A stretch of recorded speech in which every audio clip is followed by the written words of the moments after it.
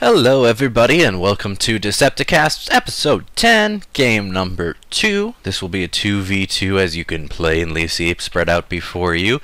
Let's go straight to the player introductions here. First of all, playing as the Blue Chaos, playing the Chaos Lord, we have Tailum, or Tailum I believe it is actually.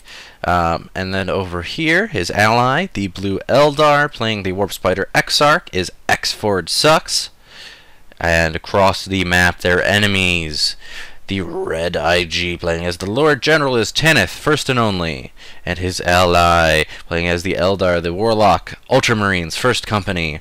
We'll use varying abbreviations for these players throughout the game because their names are in general quite long and awkward to say at speed.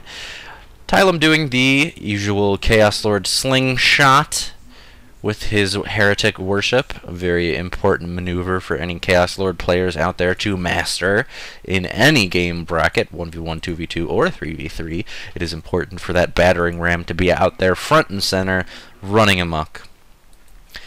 Now, Tailum is, I think that's how you say it, is Tailum is going for this central power node and requisition node right away.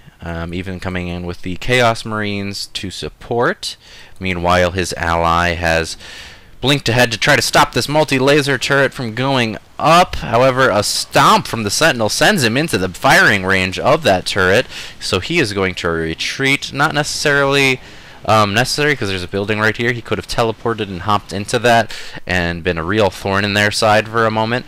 That's a very useful thing the Warp Spider Exarch can do, is be very annoying from buildings. A little bit more Corn Worship we saw there, pushing the Chaos Marines forward to help drive off these Guardians. Meanwhile, the Warlock and Banshees are capping in the middle. Blue still does not have a victory point up. They are retreating with these Banshees, having lost 2 models. Oh, a Doom Blast. It didn't catch anything. I hate it when that happens. It's hard to tell which model will go off, so it's best to wait with Doom Blast. Oh, 2 models go down simultaneously to Banshee strikes.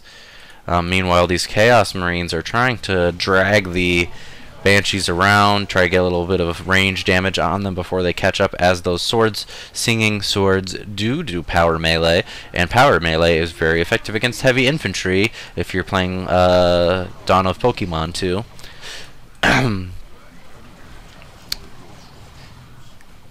And so they hop in this building where they are safe for the moment. Tailum is likely keeping a very close watch on these Guardians to make sure battle equipment does not go up, as if he sees that, it means grenade time. A second Chaos Space Marine squad up for Tailum now, and a second Banshee squad for Xford Sucks. Meanwhile, Ultramarine's first company has gotten a second Guardian squad, and Tanith, first and only, has gotten a second Guardsman squad. Pretty typical openers, except for the double Banshee with the Warp Spider Exarch. Double Banshee is typically a Farseer or a Warlock strategy, as they tend to synergize a little bit better with Banshees, providing either Spirit Stones or Distortion Field, respectively. Spirit Stones Banshees being, of course, the most annoying kind of Banshees in the entire game. Nice Doom Blast there, although not entirely necessary. The Warlock was not going anywhere. And now the Heretics refocus to these Guardians. Doom Blast on retreat, gets a couple more models. They're down to 2 there. That's some nice bleed. They have fully built up this generator now, which is good because they haven't built this one up, and they're missing their natural victory point. It does look like the multi-laser turret was finally taken out here, but luckily by a double Banshee push there. Those Banshees were tragically hanging out, not meleeing, and now are stomped and will be forced to retreat. It is unfortunate when you're melee. For some reason, this happens quite often in this game, where they will stand in some cover, just by luck of the draw. They were fighting something and they just ended up in cover, and they will decide to stick in that cover rather than go out and melee and fire their little pistols or whatever ranged weapon the melee has. These Chaos Marines are going to be able to beat these Guardians, but not with a Sentinel right behind them. They're going to get into some green cover. This is only protecting them directionally this way, and this model is out of the cover completely. Although likely protected from this direction. There goes a grenade spike. It is going to miss, and then the Chaos Marines are going to retreat. Somewhat prematurely, in my opinion, actually. They could have stuck around, stayed back a little bit, and only retreated if they became focused again. This generator is going to get bashed pretty hard here. It looks like they're going to go for the decap as they are bashing the node instead of the generators. Wise move, since this is a central power node. It's always nice to let your enemy build your power for you. Double Banshee coming in here now, although neither have aspect, so there will not be any Banshee Whale suppressing this blob, which is unfortunate because that means the blob is going to get to do lots and lots of damage. Now the Banshees may get a KO on that. Oh, but the Sentinel Stomp saves them, and they're going to have to retreat. And now it's the Banshees that are in trouble, having to take some weird pathings to get out of there. Only, oh no, 3-1. Oh, Banshee squad wipe there.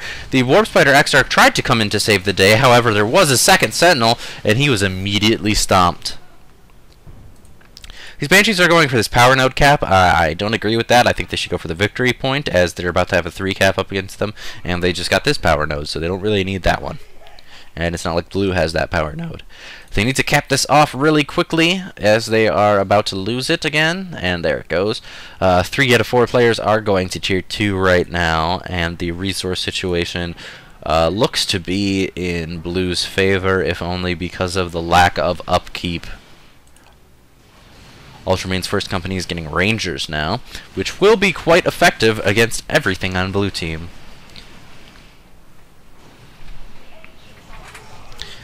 Chaos Marine's getting pushed by Banshees now. There is a building right here and right here for them to hop into, but they opt for a retreat as the second Chaos Marine squad is there to fight. Nice Doom Blast, allowing the Chaos Lord to finally catch up to those Banshees and do some damage. Oh, an Eldritch Bolt does quite a bit of damage to those heretics. A Doom Blast to help the Chaos Lord catch up before they retreat. That's also an unnecessary retreat. They could have worshipped and helped the Chaos Lord get there. But again, that's a judgment call that's hard to make at the time, and especially hard for those of us who are not pros and aren't well rehearsed at our races and our playstyles. Uh-oh, this Chaos Lord's getting quite low. If I can find him, there he is. Oh, his health dropping below 12, 10... 11 again. Oh, and it looks like the retreat healing's going to save him. And Autarch Colin narrowly misses the whole blob there. Again, Autarch Colin is something like a Manticore Strike, where you don't want to use it on stuff that is currently being microed and not directly engaged with anything. Now, if you have a big ranged blob that's in a standoff with some other ranged blob, then that's a good time to do it, because they're likely not going to be ready to move. Uh-oh, another Banshee wipe, and Xford sucks is down to just a Guardian squad and his Autarch. The Autarch, also getting quite low on her health there, is going to have to retreat with 21 hit points remaining. Nothing to spare. Now, these units are all idle here, guarding this point. Likely getting ready for a reamassing here. We have Corn Worship to try to pull these units in faster. Not even Eternal War yet for these Chaos Marines. A Chaos Dreadnought, however, on the way, along with a Shuriken cannon weapon. Uh-oh, that Warlock's looking a bit light.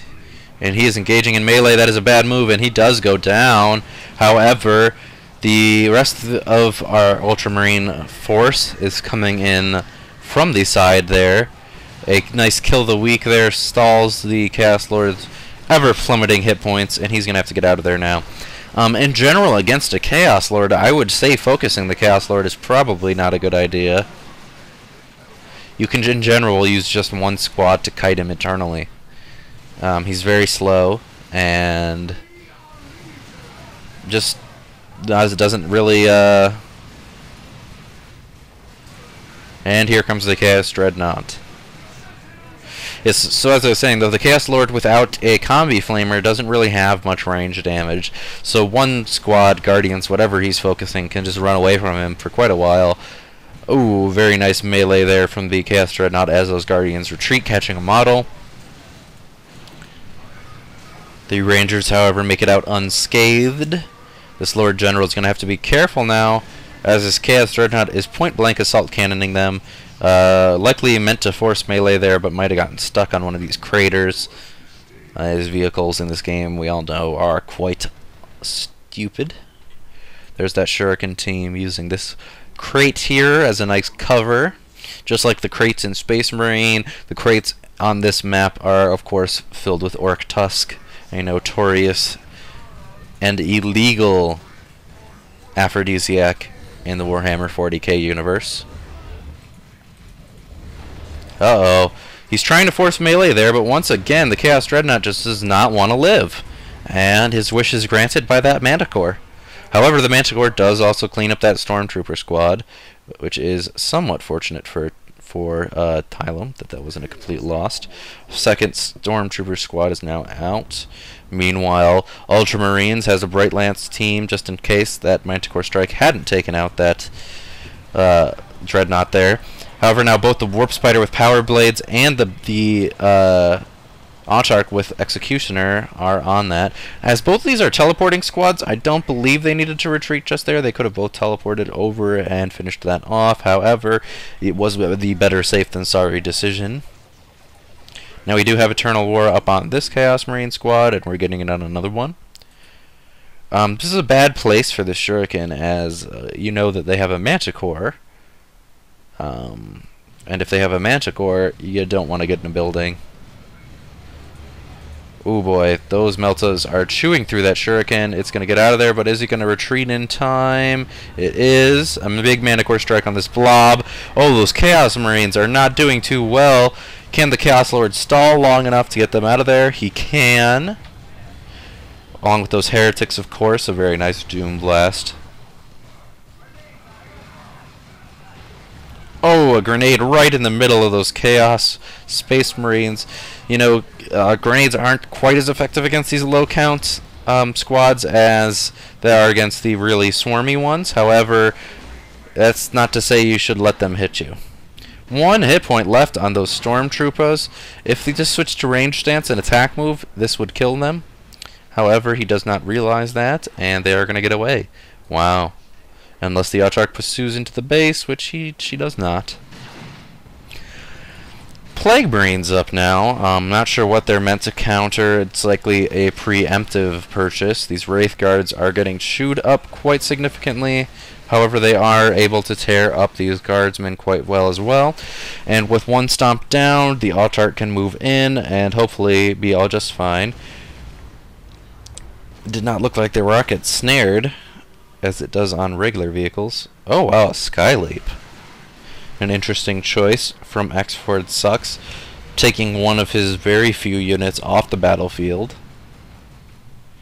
Actually, one of his only 2 units, or 3 actually, because his hero is dead at the moment. And the Chaos Lord is not being given enough of a moment here to... Uh-oh, double grenade spike on the Wraith Guard, killing 2 models, only 1 remains. He needs to get out of there. He does begin retreating. And now we have a leader on this, an aspiring champion on actually both Chaos Marine squads, but still no Khorne or Tzeentch upgrade. A very nice Khorne worship, pushing them out there, hoping to pursue a little bit, but the Manticore is going to get away before the Plague Marines can fire upon it. For some reason they fired at that building. It looks like they were trying to fire at the Warlock, perhaps. A Gen Bash with only Eternal War upgraded Chaos Marines is going to take a long time for anyone who doesn't play Chaos a lot.